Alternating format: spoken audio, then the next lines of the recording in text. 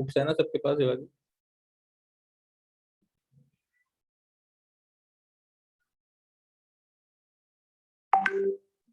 हाँ सर। ठीक।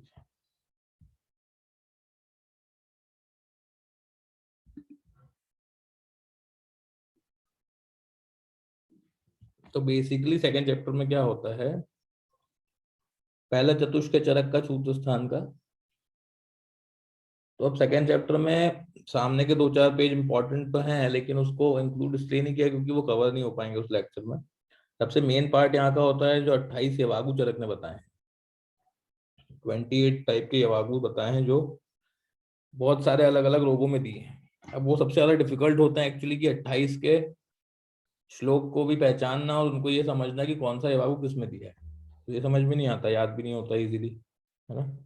और सेकंड चीज, ये बुक में ऐसा आप खोलोगे तो स्टार्टिंग से आपको एंड तक बहुत सारी चीजें दिखेंगी। अब आपको ये कैसे पता चलेगा कि मेरे को कौन सी चीज पढ़ना है, कौन सी चीज नहीं पढ़ना है?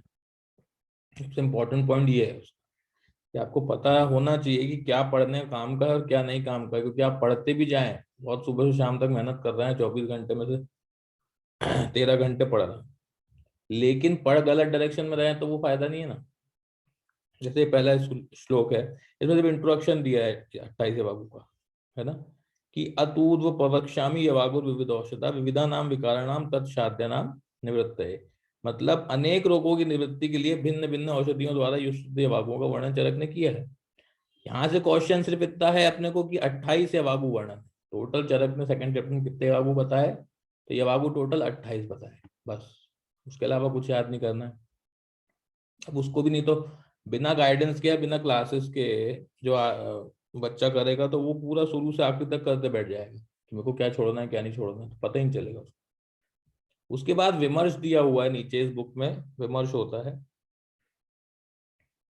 ना। तो विमर्श में लिखा हुआ उनने कि क्यों यवागु का बेसिकली क्या लॉजिक, क्या है, यवागु कहाँ से आया। तो यवागु बेसिकली आप सबको पता है, जब पंचकर्म या शोधन कर्म कराते हैं तो उसके बाद अग्नि मंद हो जाती है, जिसके दीप्त करने के लिए यवागु पेय आदि का विधान बताया आचार्यों ने, है ना। उसके बाद चलते हैं नाम पे, कितनी यवागुएं हैं? टोटल 28 यवागु हैं। पहला कौन सा है? शूल नाशक यवागु। शूल नाशक यवागु में लिखा है उनने, चरक जी ने, कि पिपली पिपली मूल चव्य चित्रक नागर। मेरी ऑडिबल है ना, आवाज क्लियर है? Yes sir. ओके। तो क्या लिखा है, क्या बोल रहे हैं, बोलो कि पिपली पिपली मूल चव्य चित्रक नागर यवागुर दीपनीया शायद शूलग्नि चा उपसादिता। अब यहाँ से आपको ये श्लोक को याद नहीं करना क्योंकि आप यूजी का एग्जाम नहीं दे रहे हैं, आपको रटना नहीं है ये, क्योंकि आप वहां आपको वहां पे लिखना नहीं है। काम आसान करना सिर्फ ऐसा है कि आपको सिर्फ ये श्लोक को पहचानना पड़ेगा। ये श्लोक जब आएगा तो आप उसमें आंसर लगा पाओ कि ये अवागु शूल अग्नि और दीपनी है, सिर्फ आपको पहचानना है। तो लोग क्या करते हैं, जिनको नहीं पता है, ऑब्वियसली गाइडेंस नहीं रहेगा तो वो इसको रटना लग जाते हैं, और रटने से काम नहीं चलेगा क्योंकि वास्ट इतना सिलेबस है। फर्स्ट ईयर से फोर्थ ईयर तक आप कैसे रटोगे, कहाँ तक रटोगे और क्या क्या रटोगे, है ना। तो इसको सीधे सीधे से अपन कोई भी तरीके से पहचानने की कोशिश करेंगे बस। तो दीपनिया और शूलग्नि, ये दो चीज इंपॉर्टेंट है। ये जो पूरी यवागु बन रही है पिपली पिपली मूल चव्य चित्रक से, ये दीपनी और शूलग्नि है। क्वेश्चन ये पूछेगा कि दीपनी शूलग्नि यवागु निम्न में से कौन सी है, या पिपली पिपली मूल चव्य चित्रक नागर है, कौन सी यवागु है? दीपनी है, शूलग्नि है, दोनों है या कोई नहीं? आपको दोनों लगाना है, मतलब अपने को याद ये करना है। तो सीधे सीधे उसको याद ऐसा कर लें अपन कि पिपली पिपली मूल चव्य चित्रक नागर को मिला के बोलते हैं पंचकोल। ऊपर लिखा हुआ है, आप सबको पता होगा, सेकंड ईयर में पढ़ा है कि पिपली पिपली मूल चव्य चित्रक शुंठी, शुंठी बेसिकली नागर का पर्याय है, उसको मिला के बोलते हैं पंचकोल। और दीपनी का दिशा और शूल अग्नि से शाह। तो आप लिखोगे वहां पे पंचकोल की दिशा, बस इतना लिखना है आपको। क्या लिखा आपने? पंचकोल की दिशा। दिशा मतलब क्या होता है, दिशा को आप अंडरलाइन करेंगे तो पूरी चीज लिखाऊंगा एक एक चीज, अभी डेमो है इसलिए सिर्फ बता रहा हूँ। दिशा से क्या हो जाएगा दीपनी, और श से क्या हो जाएगा शूलग्नि। मतलब ये आपको याद हो जाएगा, यहाँ पे आप लिखेंगे श्लोक के ऊपर इसको मार्क करेंगे और दीपनी शूलग्नि के ऊपर लिखेंगे दिशा। अब ये आपको हमेशा याद रहेगा कि पंचकोल की दिशा, कोई भी आपसे पूछे कि पंचकोल या पिपली पिपली मूल चव्य चित्तक नागरवाली यवागु कौन सी है, तो आप उसको बता दो कि दिशा है। दिशा मतलब दीपनी शूलग्नि। और जब भी पढ़े तब भी ऐसे ही पढ़े, जब किसी को बताएं तो भी ऐसे ही बताएं, बार बार दिशा दिशा करके, क्योंकि तभी आपको वो यूज टू होंगी। बिना उसके एक बार पढ़ लिया फिर एक बार मैंने बता दिया तो हो गया, उसके बाद फिर 4 दिन बाद पढ़ रहे हैं, उससे नहीं होगा। यूज टू तभी होंगी जब आप उसको नॉर्मली भी यूज करोगे। मैं भी आंसर पूछता हूँ हर दूसरे दिन, जो एकदम पढ़ा वाला रहता है, तो उसमें भी आप ट्रिक से आंसर दें तो ज्यादा बेटर है। आया समझ में इसको कैसे करना है? कि चव्य चित्रक पंचकोल की दिशा होगी, और दिशा मतलब दीपनी और श मतलब शूलग्नि। इसी तरीके से इसके विमर्श में कुछ इंपॉर्टेंट पॉइंट्स लिखे हैं, विमर्श को अंडरलाइन करना है। ये चक्रपाणी ने बहुत इंपॉर्टेंट लाइन बोली कि चक्रपाणी जो है उनके मत से यवागु निर्माणार्थ प्रयुक्त होने वाले द्रव्यों में जो रस प्रधान है उन्हें आहार, और जो वीर प्रधान है उन्हें औषध द्रव्य माना गया है। ये 2 लाइन में क्वेश्चन क्या बनेगा कि औषध को वीर प्रधान और आहार रस को या यवागु निर्माण में द्रव्यों को रस प्रधान। मतलब जो द्रव्य होते हैं, नॉर्मल आहार द्रव्य आप खाते हैं, गेहूं चना आटा, ये सब रस प्रधान होते हैं। लेकिन जो औषध आप लेते हैं, जैसे पंचकोल है, ये है वो है, ये जो औषध है वीर प्रधान होती है। ये कंटेक्स्ट किसने दिया, ये स्टेटमेंट किसका है, तो ये चक्रपाणी, यहां से क्वेश्चन बनेगा। तो ये चीजें आपको पता होनी चाहिए ना पूरे ओवरऑल कंटेक्स्ट में से, कि यहाँ से क्वेश्चन क्या बन सकता है और मेरे को क्या पढ़ना है। ऐसे तो आप पढ़ते जाएंगे, लेकिन पढ़ोगे क्या, क्वेश्चन दिमाग में बनने चाहिए। तो इस यहाँ से ये 2 लाइन इंपॉर्टेंट बनती हैं कि चक्रपाणी का कोटेशन आया है कि द्रव्य जो होते हैं वो रस प्रधान होते हैं, और औषध जो होती है वो वीर प्रधान होती है। यहाँ से ये चीज हमको एक्सट्रैक्ट करनी है। उसके बाद पुनः फिर से उनने औषध द्रव्य के वीर के हिसाब से 3 प्रकार बताए। अब ये भी इंपॉर्टेंट बनता है रेफरेंस के लिए कि किसने औषध के वीर के हिसाब से 3 प्रकार बताए। आपको पढ़ने में ऐसा लग रहा है कि कितनी चीजें रहेंगी, लेकिन ट्रस्ट मी बहुत इजी है। सिर्फ डेली आपको जो रिवीजन करना है, सेकंड दिन में पूछूंगा, उसके बाद आपको याद हो जाता है अगर आप अच्छे से पढ़ रहे हैं रिपीटेशन करके। तो औषध द्रव्य के वीर के हिसाब से 3 प्रकार किसने किए, चक्रपाणी ने किए। कि औषध भी 3 प्रकार की होती है बोले वीर के हिसाब से, एक तीक्ष्ण वीर है, एक मध्य वीर है, और एक मृदु वीर है। इवन इसके एग्जाम्पल्स भी इंपॉर्टेंट है। जैसे तीक्ष्ण वीर कौन होगा, जो तेज होगा, जो उष्ण होगा, जो तीक्ष्ण होगा, ऐसा कौन है, सोंठ है। सोंठ आप सबको पता है, शुंठी उष्ण होती है। मध्य वीर कौन होगा, बिल्व है, क्योंकि ये मध्य का है, ना ज्यादा तीक्ष्ण ना ज्यादा उष्ण है। और अग्निमंथ ये सब होते हैं। मृदु कौन होता है, आंवला। कभी कभी एग्जाम्पल में बन जाता है कि चक्रपाणी अनुसार मृदु वीर कौन सा द्रव्य है। ऑप्शन देगा आपको, सोंठ बिल्व अग्निमंथ आंवला। आपको लगाना पड़ेगा मृदु वीर में आंवला बोला चक्रपाणी ने, है ना। अब इसको भी याद करने का तरीका है, शुंठी सोंठ मसाले में यूज होती है, और मसाले हमेशा कैसे होते हैं, गर्म होते हैं, तीक्ष्ण होते हैं, उष्ण होते हैं, इसलिए वो तीक्ष्ण वीर में जाएंगे। तो तीक्ष्ण वीर में सोंठ आ गई। बिल्व और अग्निमंथ हमेशा मध्य वीर में रख दो, और एक मृदु वीर को याद करो। मृदु वीर मतलब आंवला। आंवला हर कोई बहुत कॉमनली खाता है, कोई मुरब्बे में खा रहा है, कोई च्यवनप्राश में खा रहा है, कोई नॉर्मल खा रहा है, कोई दिन भर खा रहा है। इसीलिए तो वो खा रहे हैं, क्योंकि उनको कोई कुछ हो नहीं रहा है उससे, क्योंकि वो मृदु वीर है। आंवला कॉमन है इसलिए मृदु वीर है। ऐसे आपको चीजें याद हो जाएंगी। कुछ भी आपको खुद से रटने की जरूरत पड़ेगी नहीं, हार्डली, मतलब 9 out of 100% you have to do 15 to 20% hardly.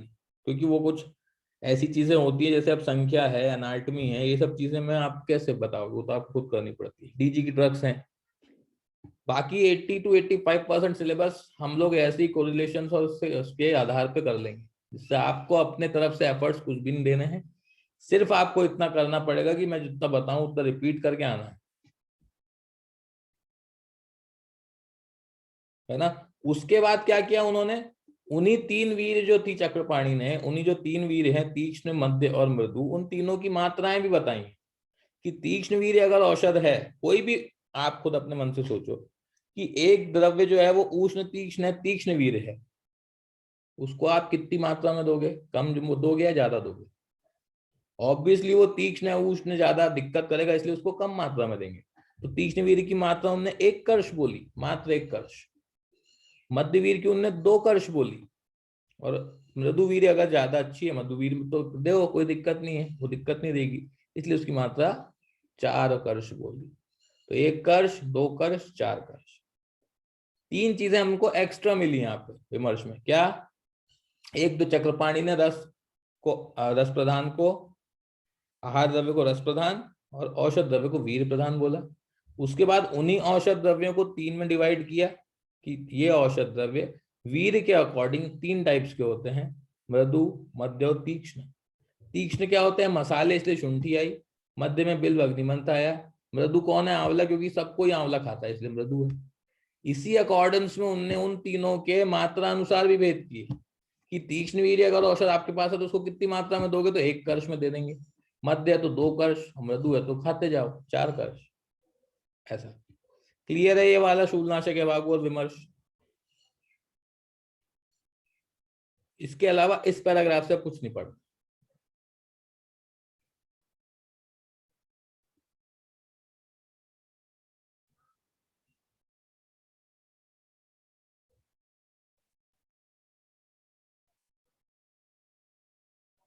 Audible है? सबको समझ में आया?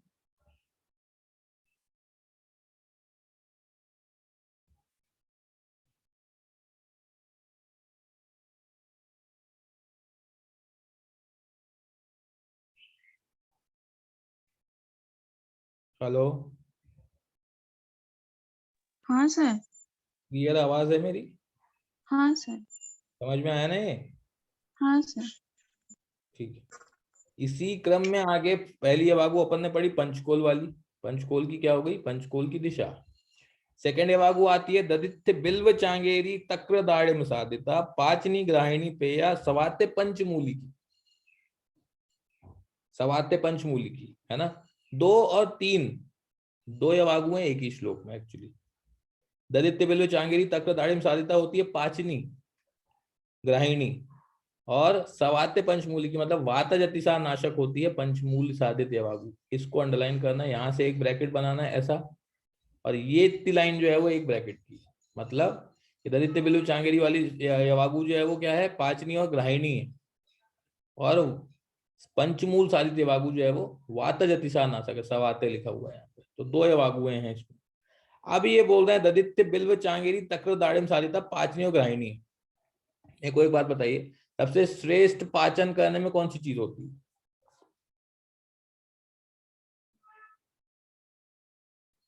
सबसे श्रेष्ठ पाचन करने में खट्टी चीजें होती हैं। कभी भी कोई खाना नहीं खा रहा है या आपको भी खाना अच्छा नहीं लग रहा है तो आप क्या करते हैं? नींबू डाल लेते हैं। तो नींबू डालने से क्या होता है? थोड़ा उसमें रुचिकर हो जाता है और पाचन अच्छे से हो जाता है।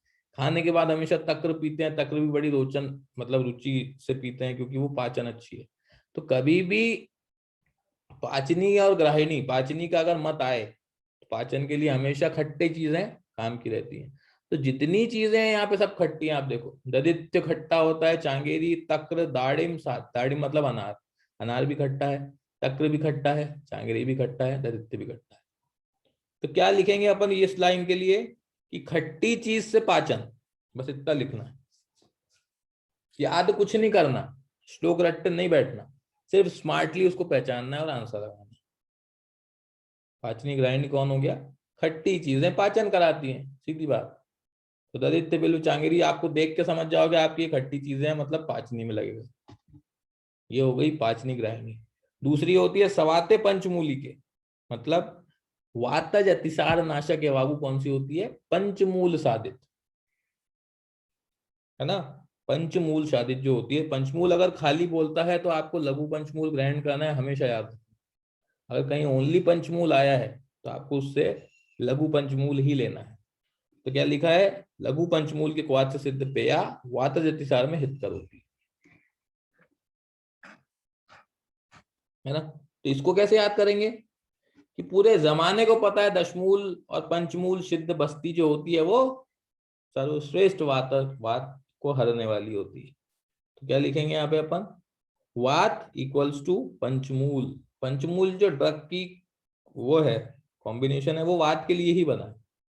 तो वात इक्वल्स टू पंचमूल लिख लो, याद करने की जरूरत ही नहीं, क्योंकि वात नाशक श्रेष्ठ पंचमूल ही होता है, बस्ती में यूज होता है, क्वाथ में यूज होता है, अरिष्ट में यूज होता है, दशमूल अरिष्ट, है ना। ऐसे करके सेकंड वाली भी याद हो जाती है। कैसे याद किया अपन ने? खट्टी चीजें पाचन कराएंगी, तो बस कुछ याद नहीं किया, बस देख लिया खट्टी चीजें हैं इसमें, क्योंकि पहचानना है आपको, लिखना नहीं है वहां पे। और वात नाशक क्या होता है? पंचमूल जो होता है वात नाशक होते हैं, जितने भी पंचमूल के गण हैं। उसके बाद यहाँ पे विमर्श दिया है, तो ये विमर्श में कुछ ऐसा खास काम का नहीं है। उसके बाद थर्ड आती है फोर्थ, पित्त श्लेष्मिक अतिसार रोग अग्नि पेया। मतलब पित्त श्लेष्मिक अतिसार हरने वाली पेया कौन सी होगी, है ना। तो शाल पर्णी बला बिलवई प्रश्न पर्ण्याचा साधिता दाढ़ी अम्ला हिता पेया पित्त श्लेष्म अतिसारिणाम, है ना। तो कैसे याद कर रहे हैं इसको? शाल पर्णी बला बिलवय प्रश्न पर्ण्याचा साधिता। एक बात बताइए मेरे को, एक पर्णी द्वय करके होता है, डीजी में पढ़ा होगा आपने, कि दो प्रकार की पर्णियां होती हैं, पर्णी द्वय। वो कौन होती हैं? शाल पर्णी, प्रश्नि पर्णी, है ना। और कहीं भी नहीं आई है पर्णी, तो कैसे याद रखेंगे? सीधा सीधा हमने क्या बना लिया? हमने बना लिया कि प से पर्णी और प से पित्त, PITT, पित्त लिखो इक्वल्स टू पर्णी लिख लो, और दोनों के पी को अंडरलाइन कर, बस। और कुछ याद ही नहीं कर रहे। अब आपको जब भी ये लाइन आएगी आप पहचान जाओगे कि पर्णी पर्णी है, इसमें मतलब ये पित्त वाला है। याद नहीं करना पूरी लाइन, हमको सिर्फ क्वेश्चन सॉल्व करना है, याद करके सुना के किसी को हीरो नहीं बनना, ना वहां पे लिखना है। आपको सिर्फ श्लोक पहचान के बताना है कि ये क्या है। तो ये लाइन आपको दी जाएगी वहां पर, शाल पर्णी बला बिल्वा प्रश्न पर्णी साधिता ये बाबू किसकी है? तो पर्णी और पर्णी, दोनों तरफ पर्णी दवाई आ रही है, मतलब प से पर्णी, प से क्या आएगा? पित्त आएगा। तो पित्त श्लेष्मिक अतिसार अग्नि पेय क्या हो गई? प्रश्न पर्णी वाली हो गई। इसमें क्या दिक्कत आ रही है? लोग क्या करते हैं जनरली, जैसे आप भी यही करते, कि पूरा ये पांचनी ग्राही पेय है, तो पांचनी ग्राही पेय क्या? दरिद्र बिलु जांगेरी तकदाड़िम सारिता करके रटने लग गए। अब रटेंगे, एक आध घंटे में रटाएगी, तो इनको पता चलेगा पांचनी ग्राहिणी पेय है सवात पंचमूली की, मतलब वात वाली पंचमूल की है, और पांचनी ग्राहिणी ये है। अब एक घंटे में रटे जैसे तैसे, तो रटना है क्यों? आप पीजी के एग्जाम दे रहे हो, पीजी के एग्जाम में आपसे लिखवाता है क्या? वो लिखने का बोलेगा कि पांचनी ग्राहिणी पेय है। यूजी का एग्जाम थोड़ी है। पीजी में आपके पास ऑप्शंस अवेलेबल हैं, आपको सिर्फ स्मार्टली पहचाननी है चीजों को। तो पहचानने के लिए आपको रटना क्यों है पूरा लाइन? सिर्फ इतना याद रखना है कि पाचनी और ग्राहिणी पेय कौन सी है, तो एक कोई चीज से लेके उसको पहचान लो। हमने देख लिया खट्टी चीजें पूरी हैं, इसमें खट्टी चीजें पाचन करेंगी, तो बस पहचान लेंगे ना। और आपको बिलीव नहीं होगा तो आप सेकंड चैप्टर के क्लास के बाद क्वेश्चन सॉल्व करके देखना, ये वागू के एक भी क्वेश्चन गलत नहीं होगा। तीसरी भी हमने यही करी, शाल पर्णी बला बिल्वा प्रश्न पर्णी, मतलब पर्णी वाली पित्त से जाएगी, तो प से पर्णी, प से पित्त।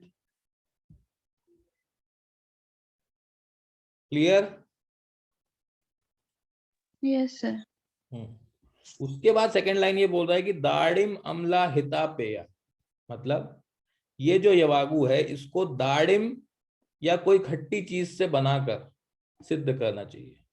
तो हमेशा याद रखिएगा कि पित्त को श्रेष्ठतः अम्ल चीजें ही हरती हैं, चाहे वो अम्ल पित्त भी हो। उसमें आप क्या देते हैं? नींबू का रस देंगे तो उसको अच्छा लगेगा। क्यों अच्छा लगेगा?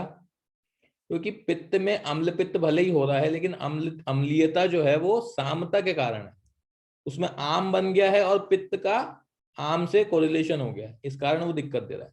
लेकिन आप जो नॉर्मल अम्ल रस दोगे वो साम नहीं रहेगा, वो नॉर्मल रहेगा। और प्राकृत अम्ल रस हमेशा पाचन कराएगा, है ना। तो अम्ल इक्वल्स टू पित्त, ऐसा लिख लेना। तो आपको याद रहेगा कि दाढ़ी अम्ल साधिता पेय कौन सी है? पित्त श्लेष मत्ति सारिणा। कभी पूछ लिया तो, रेयरली पूछेगा वैसे। उसके बाद ये वागु आती है क्या? रक्त अतिसार अग्नि पेया, पेया है सॉरी। एक ऊपर एक और पॉइंट लिख लो, वैसे लिखाने का नहीं है वो, कि टोटल 28 यवागु में से 6 पेया हैं और 22 यवागु है। लेकिन अगर पूछे कि चरक ने यवागु कितनी बताई सेकंड चैप्टर में, तो आंसर 28 ही लगता है। बस वो ऐसी नॉलेज के लिए याद रखते हैं कि उसमें से 6 पेया भी हैं, लेकिन आंसर अगर पूछे तो 28 ही लगाना है, क्योंकि वो वैसा ही लगता है। कुछ चीजें लगती हैं तो लगती हैं। फिफ्थ आती है रक्तातिसार अग्नि, रक्तातिसार अग्नि में क्या लिखा है? पयस्य अर्धोद के छागे हीबेरोत्पल नागरे पेय रक्त अतिसार अग्नि प्रश्निपण्या साधिता। अब देखो यहाँ पे प्रश्निपण्य साधित फिर से आ गई। अब आप बोलोगे कि प से प्रश्निपण्य प से पित्त तो हमने पित्त में किया था, तो हम इसको यहाँ से याद ही नहीं करेंगे, ये वाली अपन यहाँ से याद करेंगे। क्या बोल रहा है ये? पयश अदोद के छागे नीवेर उत्पल नागर, है ना, मतलब सुगंध वाला नील कमल नागर मोता और प्रश्निपर्णी के कल को बकरी के अर्धोदक दुग्ध, छाग मतलब होता है बकरी, बकरी के आधा जल और आधा दूध मिला के पकाकर बनाई हुई पेय जो होती है वो रक्त अतिसार को नष्ट करती है। अब इसमें अपने को पूरी लाइन से कुछ नहीं करना, अपने को सिर्फ ये छाग को पकड़ लेना है। छाग मतलब बकरी, और बकरी को काटो तो क्या निकलता है? रक्त। बस इतनी लाइन आपको लिखना है वहां। क्या लिखना है?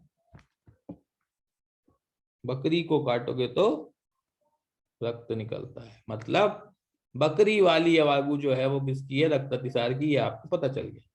अब ये पूरी लाइन से आपको कोई मतलब है क्या? हाँ, एक चीज ये होती है कि साधित किससे है, तो प्रश्निपर्णी से साधित है ये, तो यहाँ ये भी लिख लो ऊपर कि प्रश्निपर्णी से साधिता कौन सी और थी? पित्त अतिसार अग्नि भी प्रश्निपर्णी से साधित थी, और रक्त अतिसार अग्नि भी प्रश्निपर्णी से साधित है। यहाँ पे लिख लो जरा सा, यहाँ प्रश्निपर्णी साधित रक्त और पित्त दोनों है। क्यों है वो भी? क्योंकि रक्त और पित्त दोनों आश्रय आश्रय भाव से एक जैसे होते हैं, इसलिए दोनों प्रश्निपर्णी से साधित है। बात खत्म। अब क्या दिक्कत आ रही है इसमें याद करने में, और कौन सा बहुत बड़ा रॉकेट साइंस आ रहा है यहाँ पे जो याद नहीं हो रहा? अपने याद कर ही नहीं रहे हैं अपन उसको ऐसा कुछ बना के रिमेम्बर कर ले रहे हैं बस, और लॉन्ग लास्टिंग रहेगा ये। आप एक बार अच्छे से रिवाइज करके छोड़ भी देंगे तो बहुत सालों बाद तक भी याद रहेगा, अगर अच्छे से करें तो। क्लियर है पांचवी भी?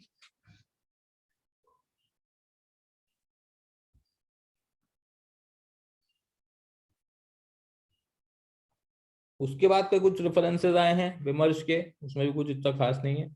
चलते हैं छठवीं पे। छठवीं आती है आम अतिसार तथा मूत्रकृच्छ अग्निपेया, मतलब दो चीज हैं, एक आम अतिसार को अग्नि वाली है और एक मूत्रकृच्छ अग्निपेया है। ठीक है, एक एक देखते हैं।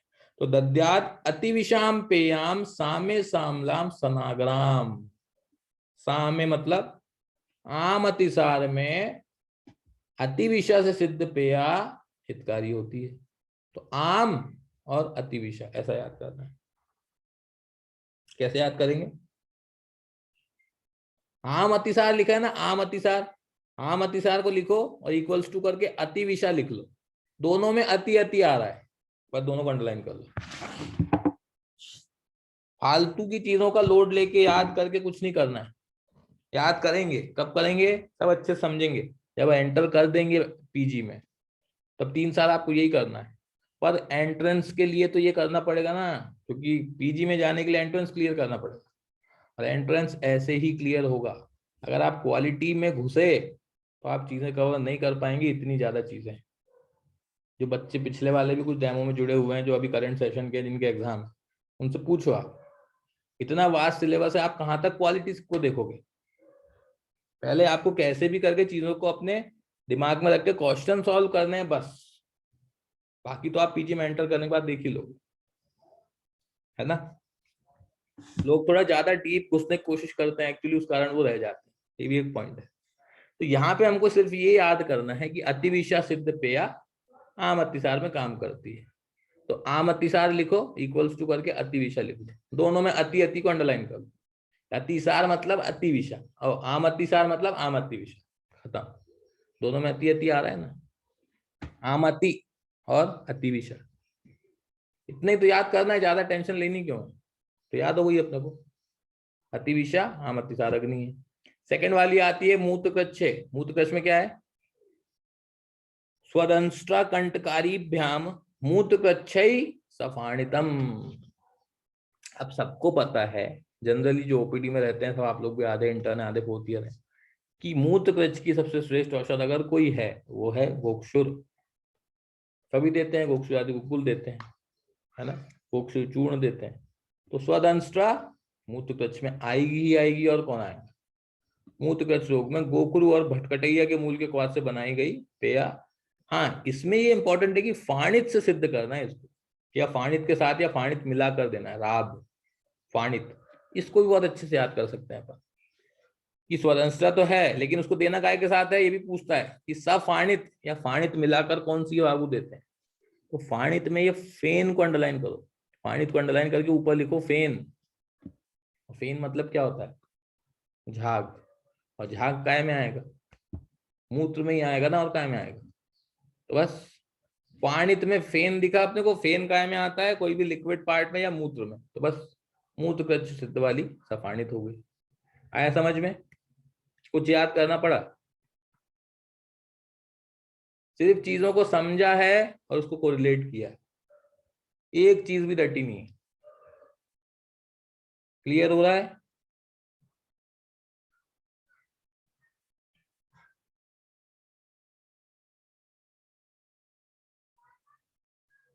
हेलो, हाँ सर। आ रही है ना, क्लियर, समझ में आ रहा है? हाँ सर। ओके। उसके बाद 8 आती है क्रिमिग्नी।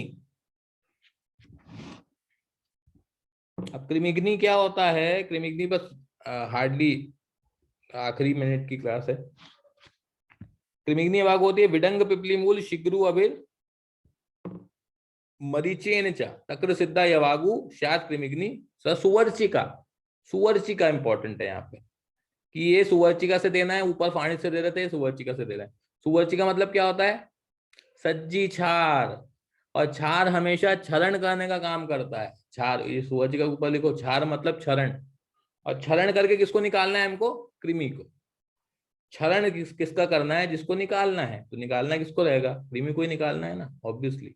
इसलिए क्षार काय में आएगा, कृमि में। और विडंग पिपली मूल, पूरी लाइन से कुछ नहीं करना, सिर्फ विडंग को अंडरलाइन कर लो। सबको पता है विडंग श्रेष्ठ कृमिग्न द्रव्य होता है, तो विडंग वाली लाइन जो रहेगी वो विडंग किसकी रहेगी, कृमिग्नि की। और सुवर्ची का मतलब छार, तो छार क्या करता है, क्षरण करता है, और क्षरण करके हमको किसको निकालना है, कृमि को, क्योंकि बाकी चीज को निकाल नहीं सकते ना। क्लियर है?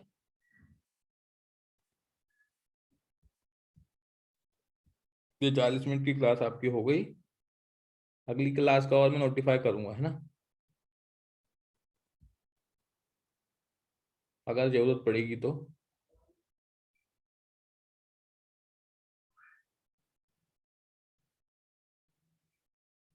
ठीक है अंकित?